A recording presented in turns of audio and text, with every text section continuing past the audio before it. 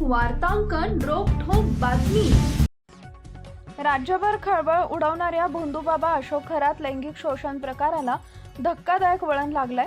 7 महिन्याच्या गर्भवती महिलेवर चांगल्या संततीसाठी पूजा गरजेची असल्याचं सांगत लैंगिक अत्याचार केल्याप्रकरणी तर अन्य एका विवाहितेवर बलात्कारानंतर जबरदस्तीने गर्भपात केल्याचा दुसरा गुन्हा रविवारी नाशिक पोलिसांनी दाखल केला।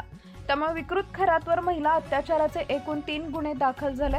खरातला पोलिसी खाक्या दाखवल्यानंतर त्यानं गुन्ह्याची कबुली दिल्याचं सांगण्यात येते। ईशान्येश्वर मंदिराच्या पुजाऱ्यासह फार्म हाऊस कर्मचारी आणि 8 जणांची SIT पथकाकडून सखोल चौकशी करण्यात आली। पीडितेनं दिलेल्या तक्रारीनंतर पोलिसांनी महाराष्ट्र नरबळी व जादूटोणा प्रतिबंधक कायद्याअंतर्गत गुन्हा दाखल केला। अन्य एका 33 वर्षीय पीडितेनं दिलेल्या फिर्यादीनुसार खरात यानं तिचा विवाह झाल्यानंतर ही वारंवार बळजबरी केली, तसेच त्यानंतर गोळ्या देऊन गर्भपातही केल्याचा आरोप केलाय।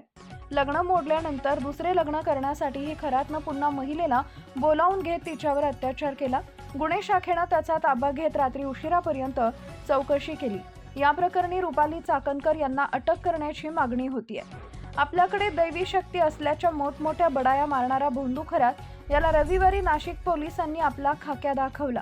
नाशिक जिल्हा कायद्याचा बालेकिल्ला या राज्यभर गाजलेल्या पॅटर्ननुसार रविवारी सायंकाळी चौकशी प्रसंगी खरात याची वरात काढली गेली। भोंदूबाबा अशोक खरातचं प्रकरण अत्यंत गंभीर असून गुप्तचर माहितीच्या आधारे राज्य सरकार आणि पोलिसांनीच नियोजनबद्ध पद्धतीनं याचा भंडाफोड केलाय। या प्रकरणाला राजकीय रंग देण्याचा प्रयत्न करू नये। विरोधी पक्षातील कोण खरातकडे गेले होते याचे सर्व पुरावे माझ्याकडे आहेत, असा कडक इशारा मुख्यमंत्री देवेंद्र फडणवीस यांनी दिलाय।